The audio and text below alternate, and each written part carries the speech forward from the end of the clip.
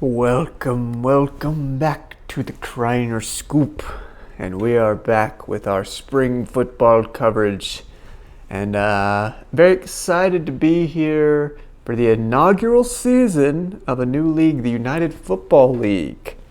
So yes, XFL, the USFL have combined in the last year. So Dwayne "The Rock" Johnson and whoever's in charge of the USFL have come together. Fox and Dwayne, they've had a meeting of the minds and they've decided that the UFL is the best way forward. So what does that mean? Well, we're going to get into that in this video today. We're going to go over the week 1 schedule. And we'll also go over a few of the changes that have happened between the last 2 leagues, the USFL, XFL, and this new league, the UFL. And yeah, so let's get into it. We'll even figure out who this guy is on the UFL app from Birmingham. Alrighty, so first lineup of games starts on Saturday. At 1 p.m. we have the Birmingham Stallions at Arlington Renegades, and at 4 p.m. Eastern Time we have the St. Louis Battlehawks versus the Michigan Panthers. Rawr, rawr, rawr. Alright, so first game, like I said, the kickoff for the season. We got the Birmingham Stallions versus the Arlington Renegades, which is a big deal because these are the 2 champions from last year of the 2 individual leagues. So the USFL champion was the Birmingham Stallions last year. And they won the year before, so they're going for a three-peat, kind of in a ways, this year. And on the other side, the XFL champion last year was the Arlington Renegades, which they're kind of a fun story because they were 4-6 in the regular season, still got in the playoffs due to a weak division, and they won. They won the whole thing behind Louis Perez.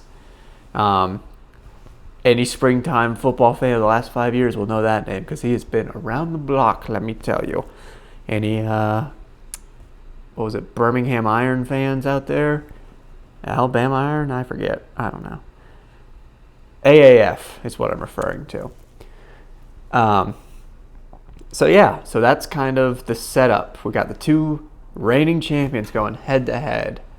And what else is happening? Well, Birmingham, they pretty much had their whole coaching GM QB setup back from last year. Yes, they lost Magoo, but they bring back Jamar Smith for the 3rd year in a row. So he's been in that system for 3 years. They usually use 2 QBs.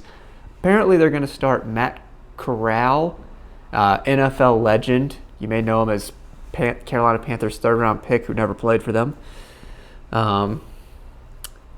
So he's in the mix. And usually I would say washed up NFL QBs don't do very well in spring leagues. Usually if they wash out in the NFL and they're a high draft pick, they're not going to do any better with one more chance in spring football. Just historically, I'm looking at you, Paxton Lynch, really. But yeah, so Matt Corral, that usually I'd say don't be too high on him, but Skip Holtz, the Birmingham coach, and their GM, or whatever they call it, who picks players, they're pretty locked in. So if they're confident in Matt, I would be too. But on the other hand, you do have a proven QB in Louis Perez. He's got that fire in him. He used to play for... Actually, funny enough, I think he used to play first in the USFL, then the XFL. So he knows both leagues, so he should fit right in this hybrid league. So he should be comfy. I don't know. Either way, definitely bet on Birmingham. They know what they're doing. They're going to win this game, I think. So Birmingham wins. It's going to be a close one, though. Maybe like a missed extra point will decide it. 28-27. Louis Perez, here he is. Okay, so next game, second game of the season on Saturday at 4 p.m. Eastern Standard Time is the St. Louis Battlehawks at the Michigan Panthers. I'll go ahead and put my pick in the Battlehawks, especially with AJ McCarron coming back. I think they definitely got this. They felt like a complete team last year, so as long as that doesn't change too much, and they do have the same coach back, I'm pretty sure, they should do well. Whereas Michigan has been bad objectively for the last 2 years in the USFL. So until they prove that they're not bad, I'm going to still say they're bad.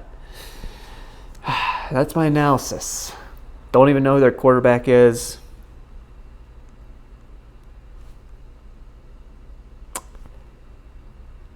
Battlehawks win this one. It's a landslide. 28-14. Alrighty, so then we move into our Sunday Easter slate of games. We have DC at San Antonio at 12 p.m. and Memphis at Houston at 3 p.m. Let's dive in. Alright, so let's start with DC at San Antonio. So the DC Defenders versus the San Antonio Brahmas. So 2 XFL teams, they know each other, they're coming back to clash. DC is a good team. Known for their lemon throwing and their beer snake. Really more known for their fan fanatics than their football play, but their football play is solid. I think their coaching staff might have changed a little bit. I don't know if old Bounty Gate from New Orleans is back.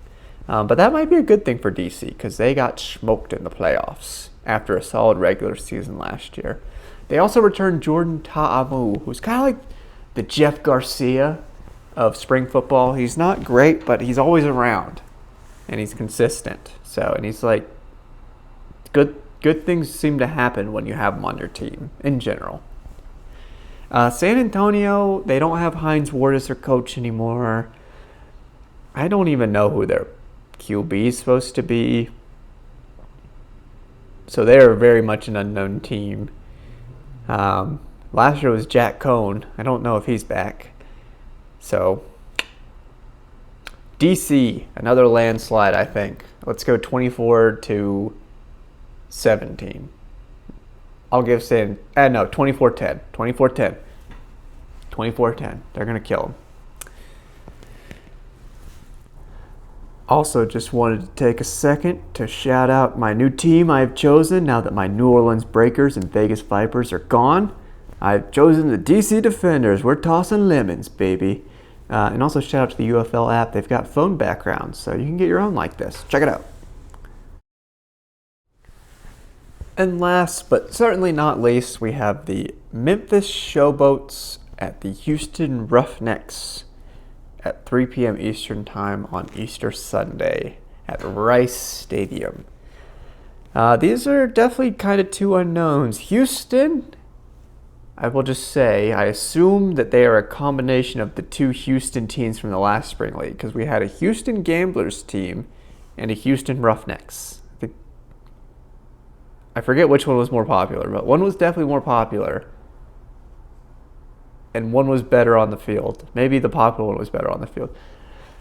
I don't really know, but I assume they've just merged that coaching staff and player personnel until I'm proven otherwise. So I think they're going to be sneaky good this year. They were pretty decent last year. At least the Roughnecks were.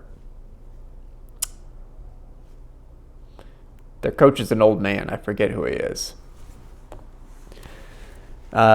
Meanwhile, but I don't know if that's going to matter because the Showboats they're lucky enough to get Case Koukas from the now fallen Philadelphia Stars team. Case Koukas is really good, in my opinion, in the USFL, and I think he might be the top quarterback. He might be.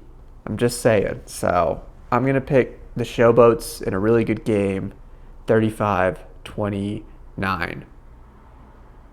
Because there's weird rules. There's 3 extra point attempts in the spring football league if you didn't know. So let's go 29-35 as the final score.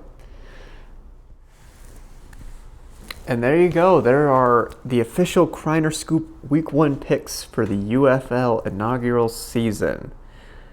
We'll try and update and make this broadcast better as we go. I've got some old USFL and XFL footage I'm itching to incorporate into this. So when I have some more time and as I get this rolling, bear with me. We'll make this a little more robust, if you will. I was also I kind of touched on it briefly just a second ago, but I was going to touch on the new rules of the new league, but I don't quite understand them myself. So instead,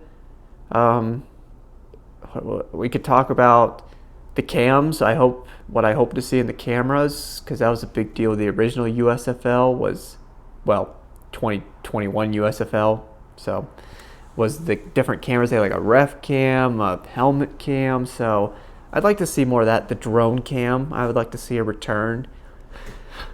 What else can we talk about with this league? The sponsors.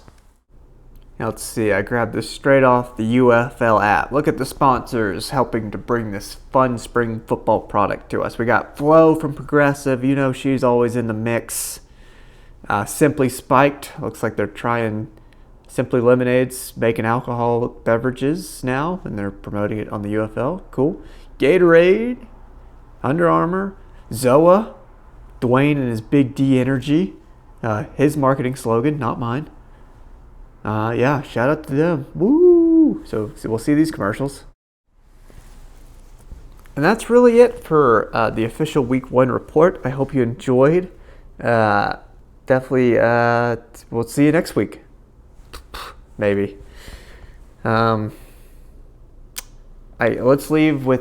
take a moment of silence for the fallen spring football teams of the XFL and USFL who did not make it through the migration to the new league as a sign off. So,